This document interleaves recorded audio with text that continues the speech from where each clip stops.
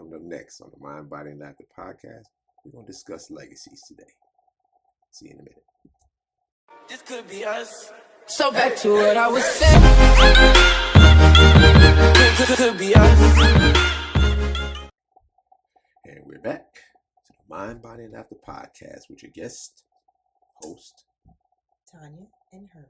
Right. I say guest, but I mean the host, you know what I mean. I don't know what you mean half the time. I wasn't talking about you. Who are you talking about? Talk to the people. Did the people in your head? Them too. Oh, nice. So we had a busy June. A very busy June. That I'm so happy it's July. Graduations, graduation parties, birthday parties, end of the year celebrations.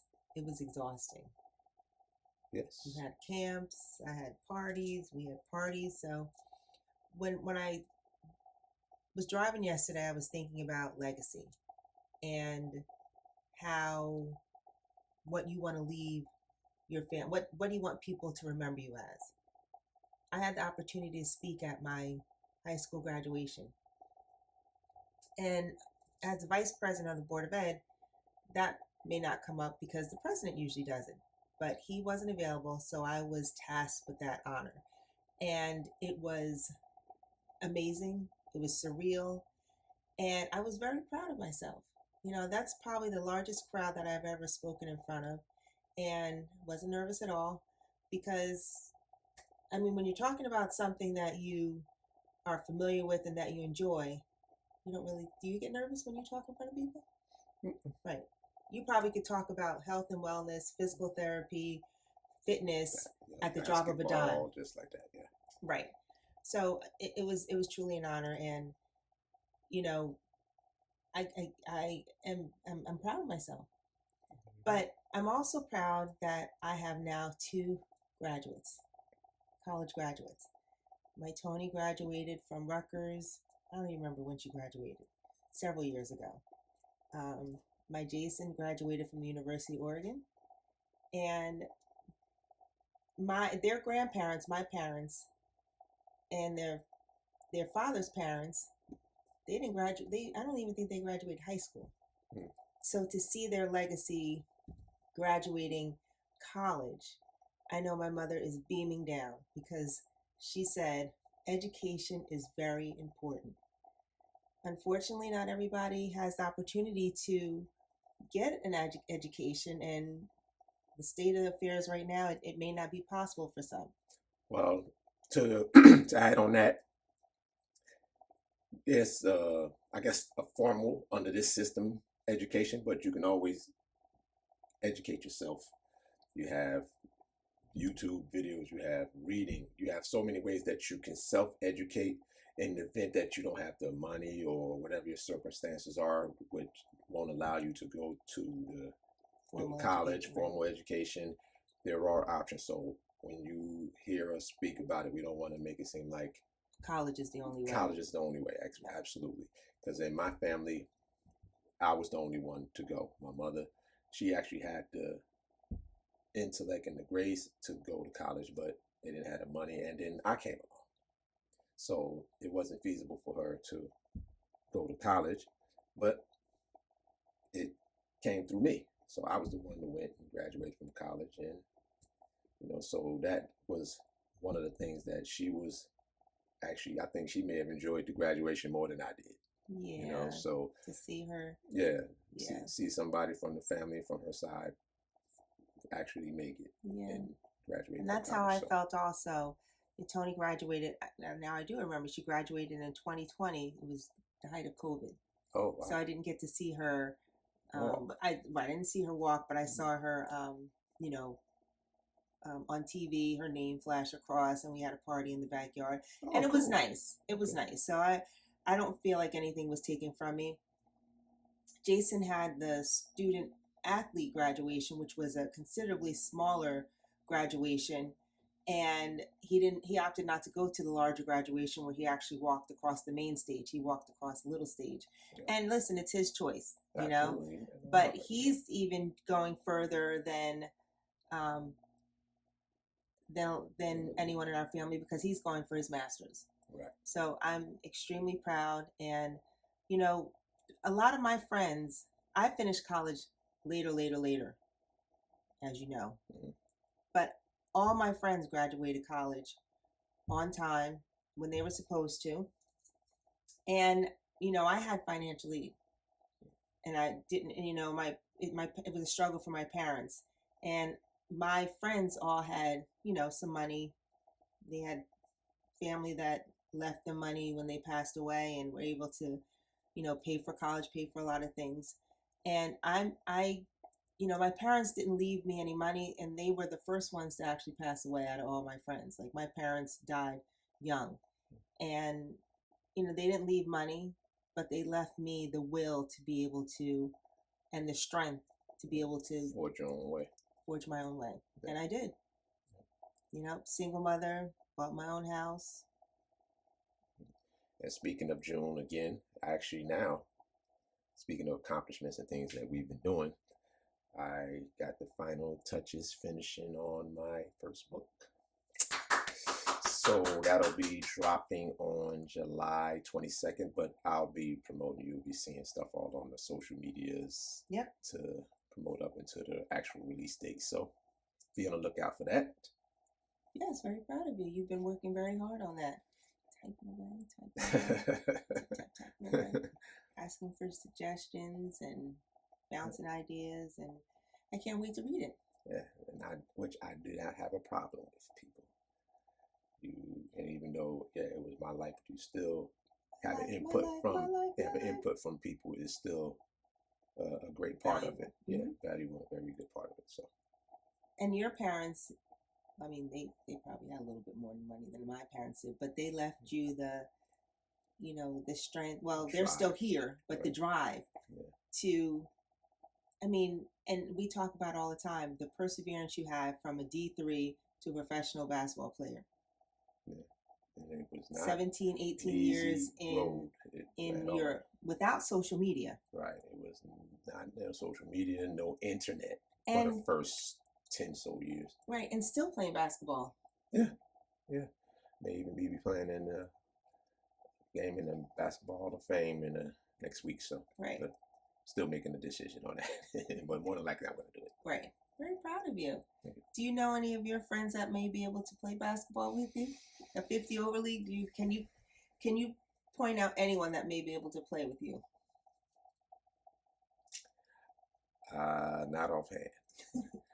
I know someone that'll still shoot the ball, but as far as going up and down full court, I can't think of any offhand. Maybe some there, but not offhand. So what makes you different from the other ones? Do you feel like you just kept exercising? You kept taking care of your body? You were very conscious of what you did and others didn't? Or just your makeup?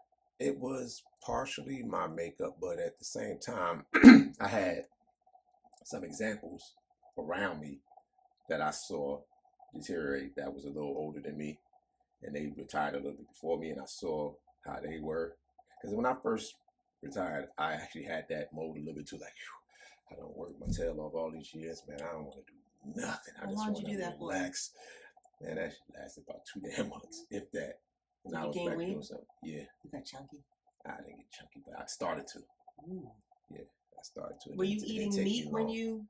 Yeah, I was still eating meat, but I was. The problem was, and like with a lot of the players, we still eat like we were still playing, and that was the biggest thing that I saw in a lot of them. We still, because we had to eat so much, we burned so much energy, but and then when we weren't burning the energy, we were still eating pretty much the same way. Okay. And that translated to weight gain and gain pretty quickly.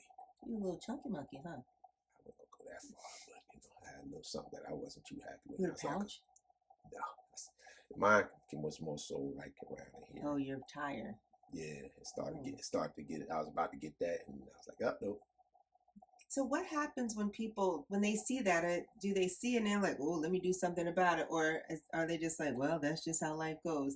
Because I always wonder, and none of this conversation is about judging anyone at all, but it's about, how did you let it get that far? Here's the thing that I've seen, being that I'm in this field. when they first start to see it, it's like, it's coming, but it's not too bad. Yeah, it's all right. And then it'll get to a point where, wait, I need to do something about it. But then they don't do anything about it. Like, man, whatever. And then the second thing you said was, it's at this age, that's how I'm supposed to be now. I don't care. And then they just let it. The next thing you know is, And so when you see like somebody extra going, 20, what the heck right, happened? went from a little extra 20 pounds, 20, 25 pounds to about 50 to 75. And you're like, oh, God, how am I going to get this off now? I also wonder, there's so many ways to get information nowadays. Mm-hmm. And I'm nowhere near perfect, neither are you. But when I read a label and it says, soda is bad for you, the calories, the sugar, and just cutting out soda can make a big difference, and people don't do that. Why do you think that is? Habit, custom, addiction. Yeah, sugar is the number one addiction. Yeah. And I would guess that because I'm exposed to being in nursing homes, working with seniors, and seeing how young people are in long-term care facilities now was definitely an eye-opener for me. And looking at... And the deaths, it's actually a lot of young deaths. Right. And looking at someone's history and physical and seeing what the comorbidities are, high blood pressure, hypertension, diabetes, and diabetes is major too. That's crazy. And just seeing those diseases on someone's history and physical and saying, well, why didn't you reverse this, or why didn't you stop doing what you were doing? But what I hear people saying, which really just rubs me the wrong way, it runs in my family. Yeah. And not to say some things don't run in your family, but even in bad that sense, habits, right, run in your family. That runs, and so if something does run in your family, it's just not what you think it is. Listen, I say all the time, bacon was probably the hardest thing I gave up. Going to a nice buffet and seeing that vat of bacon there, oh my gosh, that's like such a weakness. But I listened to my body, and as you get older, you don't want to have any problems. You don't want anyone taking care of you. I mean, sometimes you can't help it. Right. But I had to cut that out. But also, it's not about, like, first thing I hear when we talk like this is, man, you're not going to live forever. But that's not the point. That is not the point. The point is not living forever. The point is living good while you're here. Right. And that's where I like to push. I don't want to be living in no nursing home missing a leg. And I don't want to have to... In one half of a room waiting for someone to come change me. Right. And I don't want to have to be in those carts. And I see that. I don't want to be in those carts going around the supermarket either. I want to be able to... Well, that sounds like fun. No, that does not. No, it does not. It doesn't sound like fun at all. Unless you get a whole bunch of them, then nobody can get through the aisle with no space. I don't think so. No, so I just, when I see younger people passing away, and I'm like trying to see why they passed away, and older people just, he just didn't take care of himself, and to hear that is just, it's upsetting to me. And I guess that's why I'm so passionate about helping people, but they have to help themselves, right? Yep. Like I say, you can lead a deer to water, but you can't make them drink it. Right. But it doesn't stop me from trying, though. So I'm going to always keep pushing for us to do better, because when I see guys like my brother's age having a liver that looks like somebody that's been drinking till they were 80 years old, it's disturbing. I mean, everything can be done in moderation. Yeah.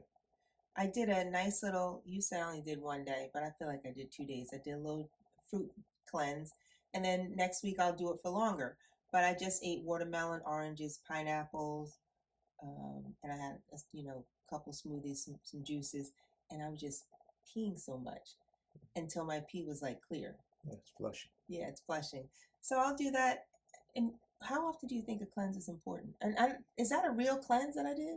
Well, it's a type of cleanse. Like if you just want a pure cleanse, and then you're dropping out anything that you eat. But there's different ways. I mean, fruit cleanse is one, because that actually tends to have a lot of fiber in it, so to push stuff out of you. So there's multiple different cleanses, fast, So it's a lot, like she said earlier, it's a lot of information out there that we can look at and read nowadays. And going back to that, reading the information is just not enough. I mean, it's definitely good to read it and know, but we have to apply it. And I know it's not easy because we like certain things. So if it's something that you just feel that you just cannot live without, just say, for example, you just like chocolate cake. You can't live without chocolate cake. All right. Moderate it down to once in a week. Oh, I have it every day. Just have it once in a week. That way you get your fill, but not having it all week, because that's just empty calories. So don't you believe, like, when the Wawas and the Quick Checks and 7-Eleven, people, on their way to work, let me stop and grab me a honey bun and a coffee. That's a habit. Yeah. Go a different way. It's a habit. Right? Yep. Or get something different. Get some fruit. But everyone has a habit. Everybody has a routine. Mm-hmm. And they eat a certain What's your way routine? too. And they'll see them going in with those things on there, the diabetes patch thing on I there. see more and more. I see it all the time, like the little things that punch into your arm. What's your routine? My routine, as far as what, eating or let's give me your routine. Wait. Give me your daily routine starting at when you wake up till about noon. When I wake up, I typically meditate, but I'll get up out of bed so as not to disturb. So I'll get up, go downstairs, meditate, and start my class. I have 2 morning sessions with my group sessions. After that, as I'm getting ready for my third, I'll start preparing my smoothie, because that's what I usually start with. I usually start with a smoothie, but I don't take that until around 9 o'clock though. So even though I get up at 4:45, 5 o'clock, I usually don't eat anything until like 9 o'clock. Right. And sometimes it depends if I'm doing a intermittent fasting thing, because mine is kind of intermittent, but I'm Just 9 the to routine. 7. I don't need explanation. I just want the routine. You gotta have explanation with it, so you can have a method of why I do what I do. I didn't ask for that. I just Well, asked for the I'm routine. giving it. I'm giving it. You just sit there and be quiet. Now, see the tone? You see what I'm talking about? you see, it was No. calm though, wasn't it? No, it wasn't calm. It didn't raise. That's because you're a serial killer. Who says it really calm? Me. Yeah, you're a psychopath. Yeah, well, that's cool. But That's yes, yeah, cool. See that's what I'm cool. saying? Yeah, that's cool. But Blink twice if you need help. Right. 3 times if you full of it. Then after the smoothie, I'll get a few more things done, and then I'll probably have like granola, fruit, nuts, different, little mixture somewhere around maybe 11. And then I really won't eat again until So even dinner. you, right? I might So snack with fruits in between. right. So even in between, you're here and then you're in Georgia, you still have the same routine, pretty much. Very close, Mhm. yeah, very close. Yeah, and then you'll go out and you'll, do an additional workout. You do Alone. work out in the morning, then you do a different one in the afternoon Yeah. sometimes. My calisthenics at night, yeah. And so with that being said, healthy routines, a routine is important, a habit, and getting up at the same time. I get up. But one thing, but also before you get to that, you can have a routine, but you should also every now and again just flip it, change that routine, so it's not where you get to a point where you can't function without going through your routine. Right. So every now and then I'll shift my routine for a week, just so it's not a thing where I have to depend on it. So my routine does stay the same as far as what time I wake up. It's usually between 6:15 and 6:45. I usually up, and I'll get up, get something to drink. I don't work out right now. I don't. I stopped. Yeah, she did. But I'll find something again that I want to do. Mm. And then I get up, I'll, do some household chores. I always like wipe down the bathroom, maybe do a little laundry. I feed the dog if you don't feed him, tidy up the kitchen because my kids get up at 1 o'clock in the morning and who knows, wreak havoc in the house.